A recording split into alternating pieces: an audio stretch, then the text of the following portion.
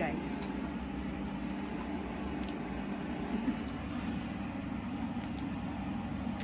So, 2025 na. And, wala lang. Gusto ko lang mag-upload ulit dun sa YouTube channel ko. And, try ko kung kaya ko pa siya mabuksan or makapag-upload. Saan ba dapat natin yun? Dito. Dito dapat sa camera. So, naka-ano pa ako. Naka-tuwalya pa. Kakaligo ko lang. Obvious naman. So, joke. So, wala lang. Realizations last 2024, last year.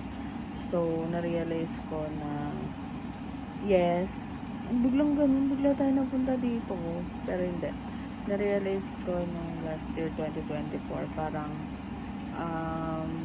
maraming taong tutulong sa'yo. Yes, maraming tutulong sa'yo pag nasa part ka na ng buhay mo na sobrang kailangan mo ng tulong. Yes, maraming tutulong. Pero,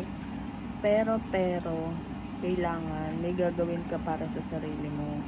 Para hindi ka palaging hihingi ng tulong pag nasa lowest point ka ng buhay mo. I mean, financially. So, dapat may gagawin ka rin para sa sarili mo.